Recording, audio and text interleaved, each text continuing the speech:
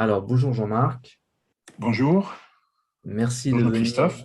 nous apporter ton éclairage en tant que scientifique et en tant que spécialiste des virus, entre autres choses. Donc, pour ceux qui ne connaissent pas Jean-Marc, Jean-Marc est directeur de recherche au CNRS et tu es très, très, très engagé dans la recherche sur les infections, sur les venin et les toxines, mais aussi sur les coronavirus, puisque Oui, il y a un journal sur la recherche coronavirus qui existe, qui a été lancé au départ avec le patron du labo de Wuhan comme, euh, comme premier rédacteur en chef. Et je crois que c'est en janvier, on est venu te chercher pour que tu sois le deuxième rédacteur en chef, quoi. oui, c'était en début d'année, oui. Début d'année 2020. Donc je l'ai remplacé en fait Début comme d'année éditeur en 2000, chef de la revue. début d'année 2020, c'est ça? Oui, C'est 2020, ça. oui. Ouais. Donc, tu es par ailleurs au comité éditorial de nombreuses revues. Donc, on peut dire que tu fais partie de ce qu'on appelle les chercheurs qui comptent en matière de virologie dans le monde. Bah, disons que la revue compte parce qu'elle publie beaucoup d'articles sur le sujet. Ouais. Donc la revue, oui, c'est sûr qu'elle compte. Bon. Et donc, tu viens nous parler à la fois du SARS et de la façon qu'il a Oui, d'agir sur notre corps, et puis des implications que ça a dans le vaccin et dans la façon de se, de se protéger. oui, Alors, est-ce que tu peux nous expliquer ce qu'est ce système rénine-angiotensine dont je n'avais pas entendu parler avant que tu nous en parles? voilà. Alors ce qu'il faut savoir en fait, c'est que le virus SARS-CoV-2, il interfère avec un système physiologique, un système hormonal qui est ubiquitaire, qu'on retrouve un peu partout dans le corps humain. Vous le verrez sur la diapositive suivante. On le retrouve voilà, dans le cerveau, dans le foie, les reins, les poumons, la rate, le pancréas, dans tout le système vasculaire. On le retrouve aussi dans les gonades, hein, endomètre, testicules. Donc c'est vraiment un système qui est extrêmement important, qui a des ramifications dans le cerveau, et c'est un système qui est complètement indispensable pour que l'organisme fonctionne correctement, puisqu'il contrôle un certain nombre d'organes. C'est un système qui est impliqué en fait dans tout ce qui est fonction autonome, rénale, pulmonaire, cardiovasculaire. Le système est également impliqué dans l'immunité innée et dans le microbiote intestinal. Donc, vous voyez, il a des ramifications vraiment dans tout l'organisme. Et ce qui se passe, c'est que le virus SARS-CoV-2 va venir interférer avec ce système. Et donc, ce système qui va devenir dysfonctionnel va produire en fait des maladies Covid. Hein. Donc, ce n'est pas le virus qui directement produit les maladies Covid, c'est le dysfonctionnement de ce système qui va être induit par le virus, qui va être directement responsable des maladies Covid. Donc, ce système qui est ubiquitaire, c'est une espèce de cascade de réactions où vous avez des molécules qui sont dégradées par des récepteurs en d'autres molécules qui agissent sur d'autres récepteurs. Il y a une espèce de cascade et vous avez le virus SARS-CoV-2 en fait qui interfère avec un de ces récepteurs puisque sa protéine spike, sa protéine externe, interagit avec ce récepteur et donc bloque la fonction physiologique de ce récepteur qui est de dégrader une hormone. Et là, sur cette première vue, vous pouvez voir que le foie produit une molécule qui s'appelle l'angiotensinogène. Cet angiotensinogène va réagir avec la rénine qui elle-même est produite par le rein. Elle va être dégradée en une molécule qui s'appelle l'angiotensine 1. Cette angiotensine 1 agit sur un autre récepteur qui s'appelle ECA, qui est l'enzyme de conversion d'angiotensine 1, pour former l'angiotensine 2. Et cette angiotensine 2, c'est vraiment le cœur des maladies Covid, c'est-à-dire que c'est vraiment la molécule, l'hormone, qui est essentielle pour développer des maladies Covid. Puisque normalement, cette angiotensine 2 est dégradée physiologiquement par le récepteur ECA2, qui est l'enzyme de conversion d'angiotensine 2. Et ce récepteur ECA2, en fait, est la cible du virus du SARS-CoV-2. Et donc, le virus, en se fixant dessus, gêne la fonction de dégradation d'angiotensine 2. Vous avez un excès d'angiotensine 2 cet excès d'angiotensine 2 va suractiver son récepteur, qui est le récepteur AT1R, qui est donc le récepteur de l'angiotensine 2. Alors, ce récepteur est vraiment essentiel pour le fonctionnement de l'organisme humain. Le problème, c'est que quand il est dysfonctionnel, c'est-à-dire quand il est suractivé, quand il marche mal, à ce moment-là, il provoque des maladies Covid parce qu'il se retrouve au niveau des différents tissus et organes que j'ai cités précédemment. Notamment, c'est un récepteur qui est hypertensif, c'est-à-dire il provoque une vasoconstriction, donc des vaisseaux sanguins. C'est un récepteur qui est pro-inflammatoire, c'est-à-dire qu'il est capable de provoquer un orage de cytokines avec une production, par exemple, d'interleukine 6, d'interleukine 1 bêta, de TNF-alpha, d'interféron gamma. Donc, il a un effet pro-inflammatoire très important. Il a un effet aussi pro-thrombotique, c'est-à-dire qu'il va induire des thromboses. Et vous savez que dans le cadre du Covid, on a beaucoup entendu parler de thrombose. Il est aussi pro-oxydant, c'est-à-dire qu'il va générer des particules réactives de l'oxygène qui vont être très délétères, en fait, pour les cellules, parce que ça met les cellules en apoptose, donc en mort cellulaire programmée. C'est un récepteur qui est pro-oxydant, mais qui est également pro-angiogénique, c'est-à-dire qu'il va faciliter la vascularisation des tumeurs. Vous savez que généralement, les substances qui sont anti-angiogéniques sont des molécules qui ont un potentiel anti-cancer. Et donc là, avec une suractivation du récepteur AT1R, vous pouvez avoir le lancement justement de tumeurs, un grossissement de tumeurs. C'est un récepteur aussi qui est profibrosant, c'est-à-dire qu'il va avoir une activité de fibrose d'organes, par exemple le cœur ou les poumons. Le récepteur est également pro-hypertrophiant, c'est-à-dire qu'il va conduire à une hypertrophie d'organes, tels que le cœur, ou une hypertrophie, par exemple, des poumons. Et vous avez aussi une autre activité qui est une chute de la production de NO, qui est le monoxyde d'azote, et qui est un composé qui est très important pour tout ce qui est processus inflammatoire, processus immunitaire, et surtout phénomènes nésiques, c'est-à-dire les phénomènes de mémorisation. Et vous savez qu'en cas de Covid sévère, les personnes atteintes de Covid sévère peuvent avoir des troubles nésiques, des troubles de la mémoire qui sont liés à cette chute de monoxyde d'azote. Donc, vous voyez que ce récepteur AT1R est capable de déclencher des tas de problèmes au niveau des tissus et des organes, au niveau vasculaire, l'inflammation, etc. Et il est vraiment responsable de l'ensemble des maladies Covid. Voilà.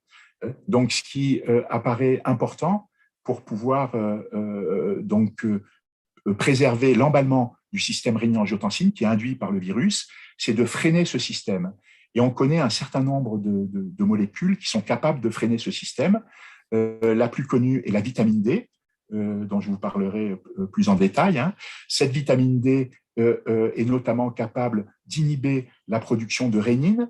La rénine est en fait le produit qui permet de transformer l'angiotensinogène en angiotensine 1. Et l'angiotensine 1 est à l'origine de l'angiotensine 2, puisqu'elle est dégradée en angiotensine 2 par son action sur le récepteur ACE, l'enzyme de conversion d'angiotensine 1. Et donc, la vitamine D permet de freiner un système rénine-angiotensine qui s'emballe, d'où des effets bénéfiques en fait sur une infection au SARS-CoV.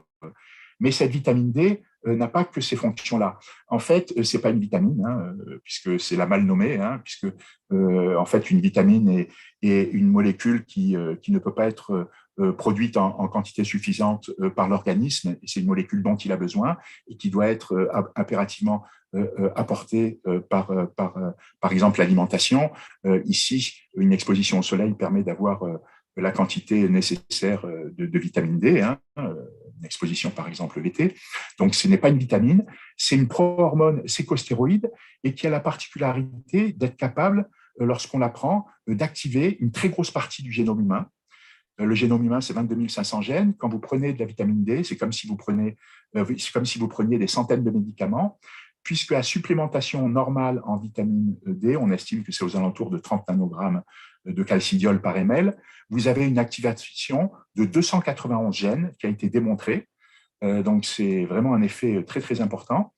Et à forte supplémentation, entre 50 et 60 nanogrammes de calcidiol, vous pouvez activer jusqu'à 1000 gènes. Donc, il y a un effet extrêmement important de la vitamine D. Elle n'agit pas seulement comme un inhibiteur du système rénine-angiotensine, donc pour éviter son emballement, mais elle agit sur plein d'autres choses. Par exemple, elle agit sur des tas de gènes dont la moitié pratiquement sont liés à l'immunité. Elle agit aussi évidemment sur la minéralisation osseuse, sur la calcification des os. Elle agit au niveau de la production de molécules qui ont des propriétés antimicrobiennes, hein, comme les catélycidines, LL37, les bêta-défensines, HBD2. Elle permet un fonctionnement optimal du système immunitaire, aussi bien le système immunitaire inné que les systèmes immunitaires adaptatifs ou acquis.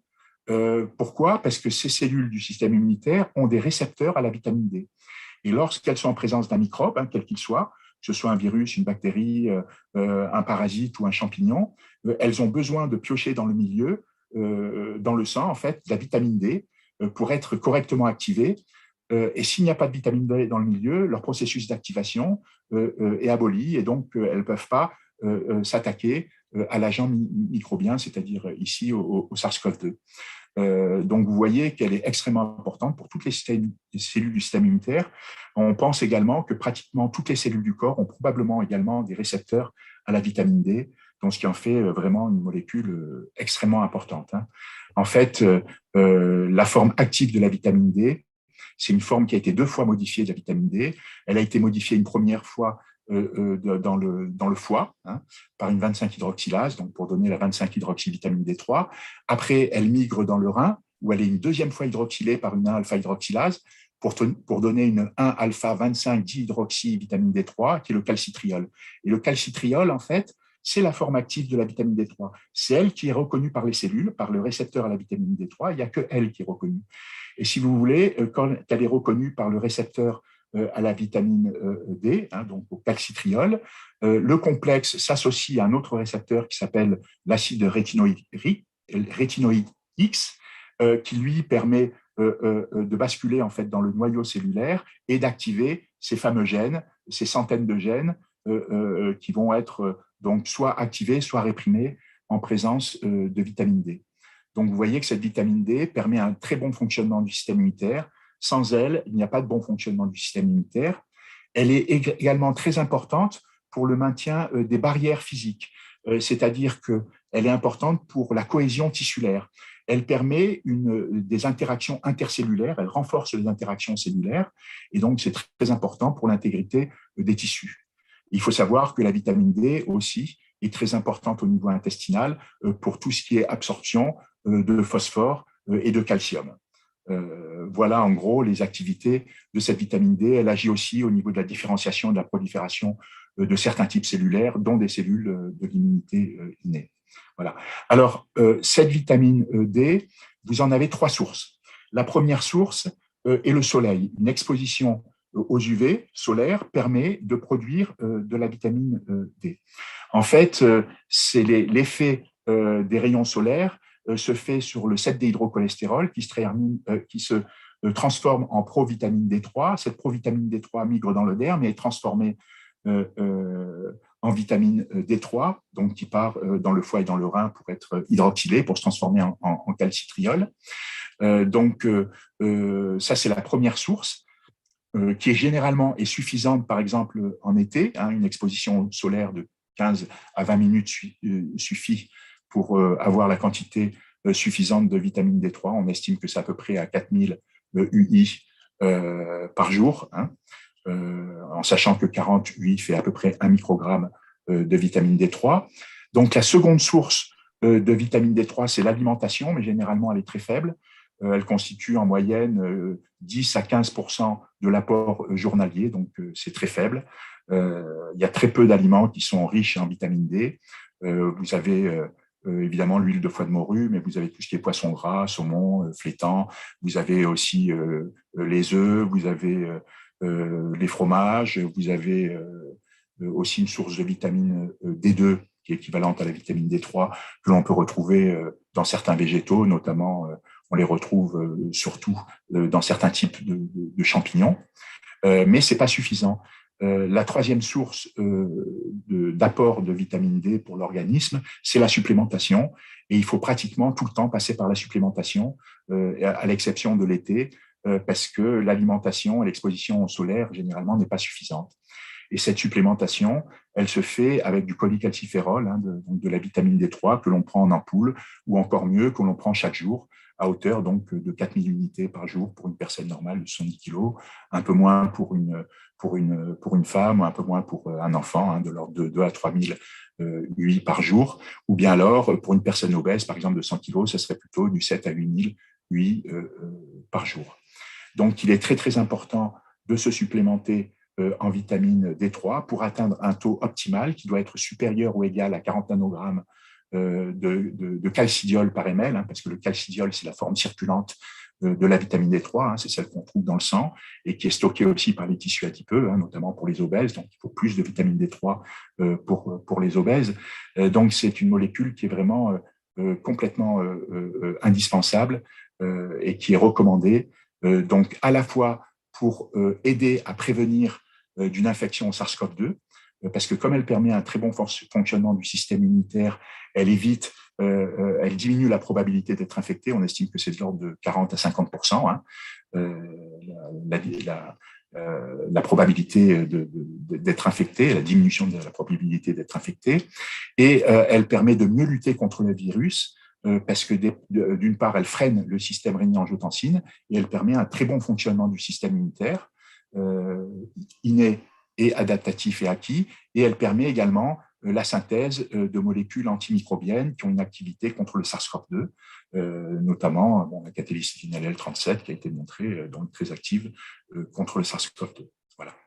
Je voudrais rajouter que une bonne supplémentation en vitamine D est très importante, même lors de la vaccination.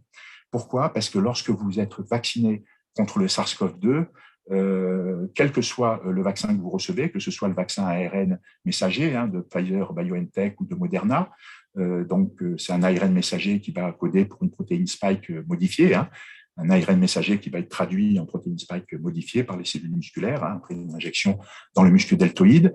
Vous avez aussi les vaccins Janssen et AstraZeneca qui sont basés sur des adénovirus, donc ce sont des vaccins à vecteurs viraux. Pour l'AstraZeneca, c'est un adénovirus de singe. Pour le Janssen, c'est un adénovirus humain. Vous avez aussi le Sputnik, c'est 2 adénovirus, là, pour la première et la deuxième injection. En tout cas, tous ces vaccins ont en commun qu'ils sont là pour exprimer la protéine spike. Et cette protéine spike est donc l'antigène majeur pour ces vaccins, à l'exception des vaccins chinois, comme le Sinopharm ou le Sinovac, parce que ce sont des vaccins inactivés. Donc là, il y a tous les antigènes viraux, tous les autres antigènes supplémentaires, donc protéines de nucléocapsides, protéines d'enveloppe, protéines de membrane, vous avez l'hémagglutidine estérase, la forme dimérique, enfin, vous avez absolument tous les antigènes viraux, la protéine de la nucléocapside aussi. Voilà.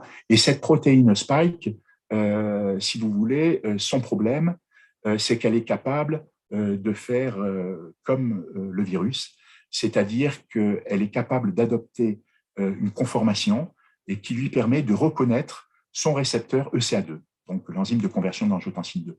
Et ça, c'est un gros problème dans le vaccin, et c'est ce qui est très certainement responsable de tous les effets délétères qu'on peut observer lors de la vaccination, sans parler des adjuvants, comme l'oxyde de graphène éventuellement, etc. Alors, on ne sait pas trop ce qu'il y a dans les adjuvants, mais disons que rien que basé sur la protéine spike vaccinale, on sait qu'elle peut être très délétère. Pourquoi?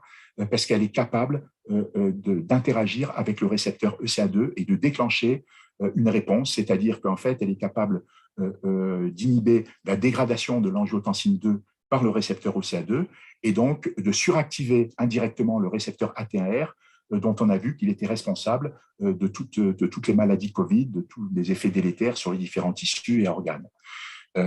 Donc là, il est vraiment très, très important de revoir la copie par rapport à l'approche vaccinale. La protéine spike qui doit être exprimée doit absolument pas être capable de reconnaître son récepteur ECA2. Alors, ça ne veut pas dire que la protéine spike vaccinale est capable à chaque fois de reconnaître le récepteur ECA2.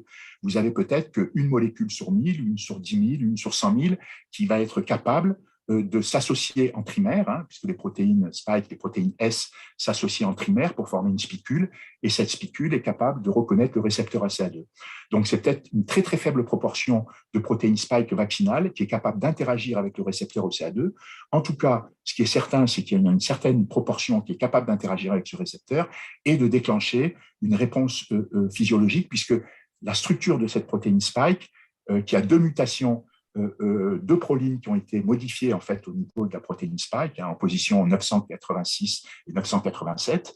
Il y a deux prolines, et ces deux prolines ont des particularités structurales, hein, parce que elles forment une liaison CON, contrairement aux liaisons peptidiques CONH. Ces deux formes existent toujours sous forme cis et trans. En gros, si vous voulez, ça favorise l'apparition de conformères, c'est-à-dire de molécules de protéines spike qui n'ont pas la même structure dans l'espace, pas la même structure tridimensionnelle, et donc ça favorise des formes qui peuvent éventuellement s'associer en trimère et interagir avec le récepteur ECA2.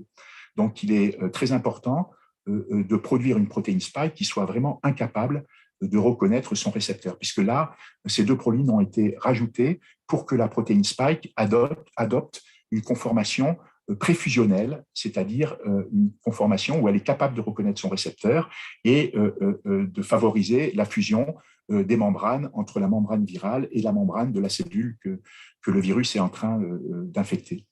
L'autre problème des vaccins, c'est que repose sur le phénomène ADE, c'est la facilitation par les anticorps, parce que vous savez que quand vous injectez une protéine spike, hein, ou bien alors l'ARN messager qui va coder pour la protéine spike, en fait, vous faites produire une protéine.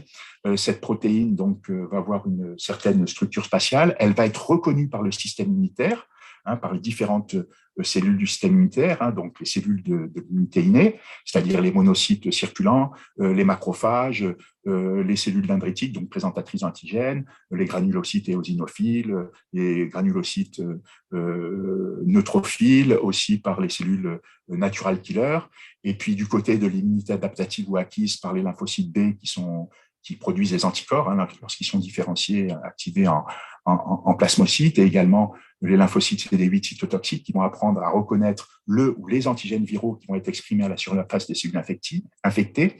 Donc, vous avez tout cet ensemble qui va être vraiment essentiel, si vous voulez, pour la reconnaissance de la protéine spike. Et cette protéine spike, elle a des domaines qui vont stimuler une réponse humorale, c'est-à-dire une réponse anticorps, mais qui va favoriser la production d'anticorps facilitants. Puisque vous avez trois types d'anticorps produits, hein, lorsqu'on vous présente une protéine vaccinale. Vous avez des anticorps neutres, hein, qui sont capables de reconnaître en fait la protéine virale, mais qui font rien de particulier. Vous avez les anticorps neutralisants qu'on cherche à produire dans le cadre d'une approche vaccinale, et vous avez d'autres anticorps qui, eux, sont problématiques. Ce sont les anticorps facilitants, quand il existe ce phénomène ADE, qui est la facilitation de l'infection donc induite par des anticorps. C'est-à-dire que ces anticorps-là, ils ne vont pas être neutralisants, mais ils vont favoriser l'infection des cellules par le virus. Alors, comment c'est possible? Tout simplement parce que vous avez des cellules de l'immunité innée, notamment les monocytes, les macrophages et les cellules dendritiques, qui expriment à leur surface un récepteur qui s'appelle Fc gamma 2A, qui a une particularité, c'est qu'il reconnaît une partie des anticorps, la partie constante des anticorps. Et donc, quand cet anticorps, si vous voulez, se fixe sur le virus, la cellule du système immunitaire va reconnaître ce complexe et va phagocyter ce complexe et va donc s'infecter puisqu'elle va aussi prendre le virus. Et donc ça, c'est un gros problème. Ce phénomène ADE arrive lorsque vous avez été vacciné par une souche de virus SARS-CoV-2. Ici, c'est la souche de Wuhan, la souche d'origine, hein, qui est apparue en Chine. Et lorsque vous êtes infecté par un sérotype différent du SARS-CoV-2, par exemple le virus Delta ou d'autres virus qui très probablement favorisent le phénomène ADE. Hein. Donc ça, c'est très problématique. Si vous voulez, ce phénomène ADE, on le voit également parce qu'il y a un certain nombre d'épitopes facilitants qui avaient été décrits pour les autres virus, par exemple pour le virus SARS-CoV, pour le virus MERS-CoV, et il s'avère en fait que ces épitopes facilitants se retrouvent aussi en partie, des fois à 100%, sur la protéine spike du SARS-CoV-2. Et là, ça c'est problématique parce qu'on sait que ce sont des épitopes facilitants, c'est-à-dire qui vont générer la production d'anticorps qui, eux, ne vont pas être neutralisants, mais favoriser l'infection. Donc, en définitive, pour améliorer ces vaccins, il faut faire en sorte qu'ils ne soient pas capables de reconnaître le récepteur OCA2 et faire en sorte d'éliminer le plus possible tous ces épitopes facilitants dont on sait qu'ils peuvent être problématiques lors d'une infection parce qu'ils peuvent conduire à des formes très sévères, voire des formes mortelles de la Covid. Voilà. Impeccable. Alors, plusieurs questions me viennent à l'esprit. La première question, c'est quand est-ce que tu es arrivé à ce niveau de compréhension de la maladie? Alors, en fait, ça a été très tôt, c'est-à-dire que j'ai déroulé le fil, en fait. Il était décrit que le virus SARS-CoV-2 donc, s'attaquait, se fixait sur le récepteur OCA2, hein, donc l'enzyme de conversion de l'angiotensine 2. Et à partir de là, moi, j'ai remonté, en fait, le système.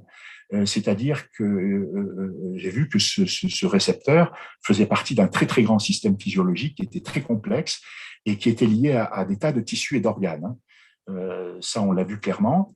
Et donc, en remontant le fil, j'ai vu que lorsque il y a un dysfonctionnement de ce système, les maladies qui étaient connues à l'époque, hein, c'était en mars 2020, les quelques maladies qui étaient connues et qui étaient liées, qui étaient des maladies Covid, qui étaient liées à une infection au SARS, ces maladies étaient décrites dans un système rénine-angiotensine qui était dysfonctionnel. Et ça va très loin, c'est-à-dire que vous avez même le syndrome de détresse respiratoire aiguë, le SDRA, dont on sait qu'il est provoqué indirectement par l'orage de cytokines, etc. Il est décrit dans un système rénine-angiotensine qui est dysfonctionnel. Et là, complètement en dehors de toute pandémie. C'est-à-dire que c'était décrit bien avant 2019, où il y a eu le début de la pandémie au SARS-CoV-2. Donc ça a été très, très tôt. Bon, j'avais vu certaines molécules qui étaient déjà actives dont on dispose. Hein. Il y a certains médicaments dont on dispose qui sont actifs sur ce système. Tout à l'heure, je vous ai parlé peut-être de molécules qui sont impliquées dans la régulation négative de ce récepteur, mais il y a d'autres molécules. Hein. Je vous ai parlé d'hexaméthasone, de la thymoquinone, de la liskirène, toutes ces molécules qui sont des inhibiteurs du système rénine-angiotensine, mais il y en a d'autres. Vous avez par exemple les inhibiteurs du récepteur ECA, c'est-à-dire l'enzyme de conversion de l'angiotensine 1. Ces inhibiteurs sont par exemple le captopril, c'est tous les médicaments qui se terminent en pril. En fait, ils permettent d'inhiber la transformation de l'angiotensine 1 en angiotensine 2. Et on sait que c'est la quantité d'angiotensine 2 qui est problématique. Alors, il y a un autre récepteur qui s'affranchit de ce problème de ECA, du récepteur ECA, c'est-à-dire que si vous bloquez le récepteur ECA, eh ben, vous avez quand même l'angiotensine 1 qui peut être dégradée par une chimase, qui va donner l'angiotensine 2. Donc ça, c'est un peu un problème. Vous avez aussi l'angiotensinogène qui peut être dégradé directement par la catepsine pour donner de l'angiotensine. Ça, c'est aussi un problème, c'est-à-dire qu'on peut produire par d'autres sources dans cette voie de l'angiotensine 2 qui est très délétère. On sait aussi que, par exemple, l'angiotensine 3, elle, j'en ai pas parlé, mais elle agit aussi sur le récepteur AT1R. Donc, en fait, les maladies Covid, c'est la somme de l'angiotensine 2 plus de l'angiotensine 3. L'angiotensine 3, normalement, elle est dégradée par une aminopeptidase N qui s'appelle CD13 et qui donne en fait l'angiotensine 4. L'angiotensine 4 est un composé très intéressant parce que c'est un régulateur négatif du système rénine-angiotensine. Vous avez plusieurs molécules qui font partie du système de régulation négatif du système rénine-angiotensine et qui sont des candidats médicaments potentiels pour traiter le Covid. Vous avez l'angiotensine 1,7 qui agit sur le récepteur MAS-R. Ce récepteur MAS-R fait exactement l'inverse du récepteur AT1R, c'est-à-dire qu'il est antihypertensif, il est réducteur, il est antithrombotique, il est antifibrosant, il est anti-angiogénique, il est anti-hypertrophiant et il augmente la production de monoxyde d'azote. Donc, il fait exactement l'inverse du récepteur AT1R. Mais il n'est pas le seul à faire ça. Vous avez aussi le récepteur MRGD qui est ciblé par la lamandine, qui est un candidat médicament aussi contre le Covid, qui est capable de faire la même chose. Vous avez un autre récepteur qui s'appelle AT4R, qui est ciblé par l'angiotensine 4 et qui peut faire également exactement l'inverse du récepteur AT1R. Et vous avez, pour finir, un autre récepteur qui s'appelle AT2R, qui est ciblé essentiellement par l'angiotensine 1,9, qui est un candidat aussi médicament pour traiter les maladies Covid. Cette angiotensine 1,9, elle est due à la dégradation de l'angiotensine 1 directement par le récepteur ECA2, celui-même qui dégrade l'angiotensine 2. Donc, vous avez toutes ces molécules qui sont des candidats potentiels au traitement de maladies Covid. Donc, vous voyez que c'est un système assez complexe et de façon surprenante, ces molécules-là ont été peu étudiées. Il a été montré, par exemple, le telmisartan, l'irbesartan, qui sont des antagonistes de l'AT1R, avaient une très bonne activité pour traiter le Covid. Mais pour les autres composés naturels qui sont engagés dans la régulation négative du système rénine-angiotensine, il n'y en a pratiquement pas qui ont été testés à ce jour, et ça, c'est très dommage. Et donc, toi, tu as inféré qu'il y avait un problème du SRA dès mars 2020. Tu as publié sur la question. Oui, ça a été publié en avril. Et je pense que le papier est passé complètement inaperçu parce qu'il n'y a pas eu de retour. Et pas de réaction. Il n'y a pas de réaction. Moi, j'étais absolument certain que c'était ce système qui était en cause, pour une raison bien simple, c'est qu'il n'y a que ce système qui peut répondre en fait de tous ces dégâts qu'on peut observer aussi bien au niveau des poumons, du cœur. Ah, on a un peu coupé là. Et donc, dans cet article, on a même cité en fait des maladies qu'on avait anticipées, qui n'étaient pas décrites à l'époque, mais qu'on avait anticipées parce qu'on savait qu'elles allaient apparaître, parce qu'elles avaient été décrites dans le cadre d'un système rénine-angiotensine qui était dysfonctionnel. C'est-à-dire que ces pathologies, on savait qu'elles existaient quand il y avait un dérèglement du système rénine-angiotensine. Et comme on savait que le virus déréglait ce système, eh ben on savait que ces maladies allaient tôt ou tard être décrites. Et il y en a un certain nombre qui ont été décrites depuis mars 2020. Hein. Par exemple, les thromboses, les coagulopathies, etc., les problèmes aux gonades, on les a décrites. On a décrit également les problèmes d'intolérance au glucose avec l'apparition de diabète de type 2, également le diabète de type 1, qui est une maladie auto-immune.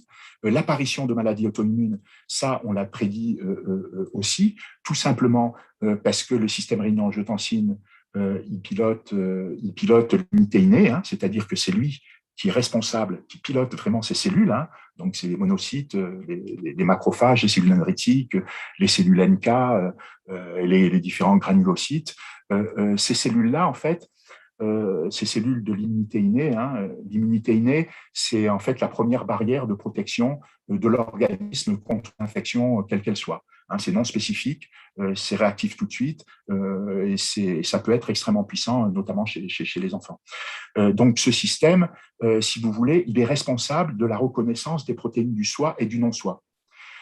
Or, quand ce système est dysfonctionnel, c'est-à-dire que ces cellules ne fonctionnent pas bien, ça veut dire que si elles ne fonctionnent pas bien, elles sont capables de se tromper et de reconnaître comme étrangères des molécules du soi. Et si elles reconnaissent comme étrangères des molécules qui appartiennent au soi, à ce moment-là, elles peuvent déclencher une maladie auto-immune. Et c'est pour ça qu'on peut voir des maladies auto-immunes apparaître comme la sclérodermie, la polyarthrite rhumatoïde, la sclérose en plaques, etc. Et on voit dans le cadre des maladies Covid, hein, on voit par exemple l'hémophilie acquise, hein, avec des anticorps antifacteur 8 de la coagulation qui apparaissent. On voit aussi avec les thrombocytopénies des anticorps qui sont dirigés contre PF4, hein, les facteurs plaquettaires, etc. Donc, on voit un certain nombre de maladies auto-immunes qui apparaissent. On voit, par exemple, des thyroïdites aussi d'Hashimoto qui apparaissent, hein, des hypothyroïdies. On est obligé de traiter avec de la thyroxine. Et tout ça, c'est constitutif, justement, donc à une infection Covid. Hein. Voilà. Alors, là où il faut se méfier, c'est que les effets secondaires qui vont être induits par la vaccination, notamment chez des personnes qui sont insuffisantes en vitamine D ou carencées en vitamine D, bah, ces effets secondaires, ça peut être exactement les mêmes qu'on observe avec le virus. Hein. Donc la myocardite, pathologie apparaître. La myocardite, notamment carence ou d'insuffisance en vitamine D. Il faut savoir que l'insuffisance en vitamine D, on estime qu'elle est inférieure à 30 nanogrammes de calcidiol par ml, et on est carencé en vitamine D en dessous de 12 nanogrammes de calcidiol par ml. Voilà. Donc, il est très, très important de surveiller son taux de vitamine D et de prendre la supplémentation qui est adaptée pour avoir un taux qui est supérieur ou égal à 40 nanogrammes et viser préférentiellement 50 à 60 nanogrammes de calcidiol par ml. Donc, ça, c'est très important pour tout, à la fois pour prévenir de l'infection, à la fois pour traiter un Covid et à la fois pour avoir une bonne vaccination et d'empêcher l'orage de cytokines et d'empêcher, si vous voulez, d'attraper aussi le virus, puisque ça aide en favorisant donc le bon fonctionnement du système immunitaire. Alors, j'ai une deuxième question pour toi. Oui. Tu es un des spécialistes mondiaux de la question. Tu as fait un article en avril 2020 qui décrit la maladie et qui prédit les formes qu'on risque de voir. À quel moment le conseil scientifique de Macron t'a-t-il appelé? J'ai pas eu de contact particulier, non. J'ai pas eu Donc, Il faut savoir donc c'est un travail qu'on a publié aussi avec les directeurs du laboratoire de virologie, laboratoire d'état de virologie du Han, les collaborateurs. Donc un article, tout ce qu'il y a de Docteur Faucon plus aussi. acceptable fait par les sommités en la matière. Et apparemment, ça Ah oui, il est passe. passé complètement inaperçu, oui. Et ça m'a surpris à moitié. Parce que si vous voulez, la description qu'on a faite, c'est un mode d'action qui est assez inhabituel. C'est pas habituel. En fait, ce qui se passe, c'est que le virus n'est pas directement responsable de ces maladies. En fait, c'est le grain de sable qui vient interférer dans un système très complexe, qui est vraiment une usine à gaz. Et lui, il fait qu'appuyer sur l'interrupteur. C'est-à-dire qu'il vient interférer avec ce système, un interrupteur on-off, et c'est lui qui provoque ces problèmes. Et ça, c'est assez inhabituel. Bien que c'est assez inhabituel, mais le virus SARS-CoV, donc le premier, celui d'épidémie de 2002, il a la même cible, c'est aussi le récepteur ECA2. Le MERS-CoV, c'est différent, c'est des 26, c'est un autre récepteur. Mais les membres du conseil scientifique, c'est des gens qui s'y connaissent en virologie, que tu Oui, croises bien depuis sûr. tout le temps que tu travailles en virologie? J'ai pas eu d'interaction avec eux. C'est étonnant. C'est étonnant. C'est pas à toi d'aller voir, c'est à eux de chercher. Tu publies dans une revue majeure sur le sujet avec des auteurs qui sont considérés tous autant que toi comme des spécialistes. Et apparemment, ça n'a pas l'air de concerner les gens qui sont officiellement chargés de réfléchir sur le sujet, de ramener la science, d'éclairer le gouvernement sur le sujet. Nous, on avait, avec le docteur Emmanuel Faucon, donc, qui est co-auteur, qui est spécialiste de vitamine D, et donc, qui est co-auteur de cet article, on avait contacté en ligne, on avait envoyé donc une copie de cet article en ligne, et on avait décrit donc l'intérêt que pouvait avoir cet article pour le développement des vaccins et puis aussi pour le traitement des maladies Covid pour ceux qui étaient déjà infectés. Voilà, on n'a pas eu de retour particulier dessus, donc je ne sais pas si ça a été vraiment pris en compte. Enfin, je suppose que oui, mais L'évidence, non. bon, Non, mais je ne l'évidence, sais pas. En non. tout cas, on Ni n'a toi pas ni eu moi, de retour. ni Voilà, toi ni moi ne sur m'ont ce sujet. vu à part l'Académie de médecine qui, en juin dernier, a préconisé de mettre de la vitamine D. Oui, en mai, justement, en mai, elle avait fait Oui, je crois que ça date de justement une juin, annonce. de juin 2020, Oui, mais c'est étonnant. Quand je dis étonnant, c'est choquant. C'est choquant oui, de se oui. dire, on a des spécialistes en France qui ont fait un travail sur le sujet comme beaucoup, et puis, en fait, il n'y a personne qui répond, quoi. Oui, là, c'était, disons, assez étonnant parce que là, c'était quelque chose d'important, puis c'était quelque chose qui était vérifiable, Ouais, parce que, et c'était, après tout, complètement logique, ouais. de dire que le virus dérègle le système rénine-angiotensine, c'est complètement logique. Pourquoi? Parce que la cible de la protéine spike, qui est la protéine virale, c'est le récepteur ECA2. Et celui-là fait partie intégrante, c'est une pièce maîtresse du système rénine-angiotensine, donc il n'y a rien de surprenant à ça. Ce qu'il y a, c'est qu'il fallait regarder de plus près ce système qui est effectivement très, très complexe. Il fallait, disons, mettre en évidence que c'est le récepteur AT1R qui, lui, est responsable de tous ces dégâts. C'est un récepteur qui est très complexe. C'est un récepteur à 7 segments transmembranaires qui sont couplés aux protéines G, et il est capable de faire plein de choses. C'est-à-dire que, comme je vous l'ai cité, il a plein d'activités possibles, et c'est ça qui répond en fait de tous les profils cliniques divers et variés qu'on peut observer chez des gens qui font un Covid plus ou moins sévère, quoi. Il est capable de faire plein de choses, et il n'y a pas beaucoup de récepteurs qui peuvent faire autant de choses. C'est parce que c'est vraiment un système central et qui se retrouve à tous les niveaux. On le retrouve même au niveau du cerveau, au niveau vasculaire, enfin vraiment au niveau des intestins, c'est vraiment partout. Et donc, il n'y a pas d'autres systèmes qui peuvent répondre à une action sur tous ces tissus et organes. Là, ces fonctions rénales, pulmonaires, cardiovasculaires, l'immunité innée, le microbiote intestinal, c'est pratiquement tout ce qu'on a dans le corps, quoi. Donc, c'est vraiment une pièce maîtresse. Une fois que tu nous l'expliques, c'est très clair, en fait, tu vois. Mais le truc un peu étonnant, c'est que ça fait 1 an et demi que tu l'expliques et apparemment… Oui, il n'y a pas eu d'écho, oui. Il n'y a pas eu d'écho parce que très tôt, justement, on a suggéré de développer ces différentes molécules, l'angiotensine 1,7, l'angiotensine 1,9, l'angiotensine 4, la lamandine et l'angiotensine A, comme molécules, comme candidats à médicaments pour traiter le Covid. Pourquoi ? Parce que toutes ces molécules qui sont complètement naturelles, qui sont fabriquées par le corps, elles sont impliquées dans la régulation négative du système rénine-angiotensine. Ça veut dire que leur fonction, c'est de contrer l'effet délétère du récepteur AT1R.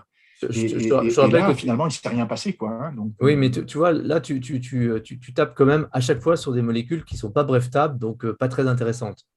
Alors, oui, c'est vrai qu'elles ne sont pas brevetables, mais il y a toujours la possibilité de prendre un brevet d'application. C'est-à-dire que les molécules ne sont pas brevetables, mais leur utilisation dans le cadre d'un traitement Covid ou dans le cadre d'un traitement des maladies auto-immunes est possible.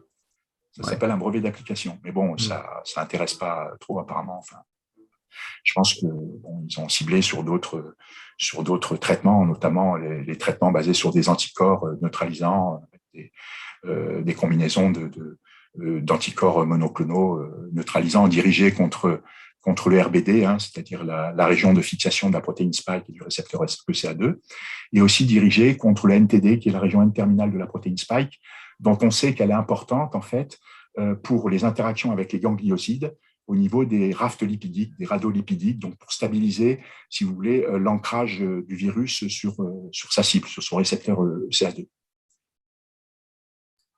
Ben écoute, Jean-Marc, c'est à la fois extrêmement intéressant. C'est aussi c'est quand même fascinant de voir qu'on a un organisme d'État qui est chargé de faire la veille scientifique de tout ce qui se passe sur le truc, qui passe à côté d'articles aussi majeurs et qui ne répondent pas à tes demandes. Ça, moi, je trouve ça juste… en fait, voilà, je vais te dire, je trouve que c'est à l'image de toute cette crise qui a fait parler des charlatans et n'est pas allé s'adresser aux spécialistes. C'est-à-dire que je pense aussi que tous ces comités, etc., comme il y a énormément de bibliographies qui sortent sur le SARS-CoV-2, en fait, ils regardent les publications majeures, New England Journal of Medicine, Lancet, Nature, Science, etc. Je te rappelle que nous sommes en guerre, d'accord ? Donc, quand nous sommes en guerre, on ne fait pas le travail à minima, quoi. Mais bon, c'est sûr que… c'est C'est sûr que ce mode d'action, bon, il est décrit quand même depuis plus d'1 an et demi, et c'est quand même étonnant que les choses n'aient pas émergé avant, quoi. On était les premiers assez surpris. Bon, eh bien, écoute, merci beaucoup pour tout ça. C'était encore une fois très éclairant.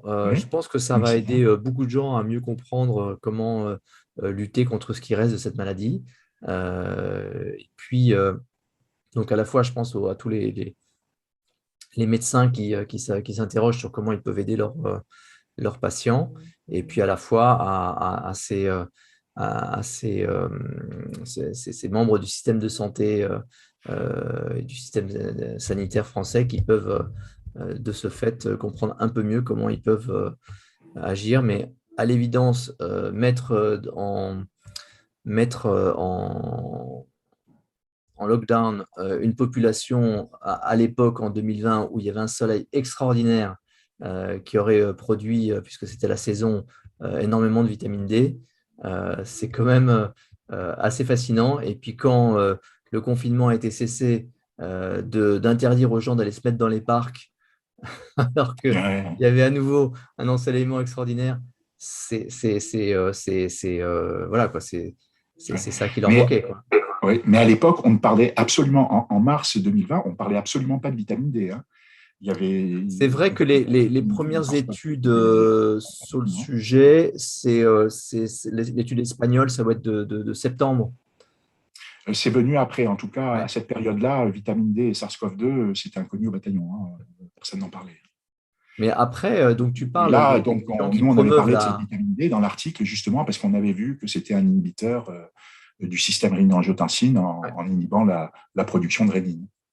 Et il y a un médicament qui fait ça, hein, c'est la leskirène qui est commercialisé par Novartis, qui fait la même chose, sauf qu'il a une activité qui est pas très puissante. C'est de l'ordre de 50 à 80% d'inhibition seulement. Merci Jean-Marc. Voilà, merci.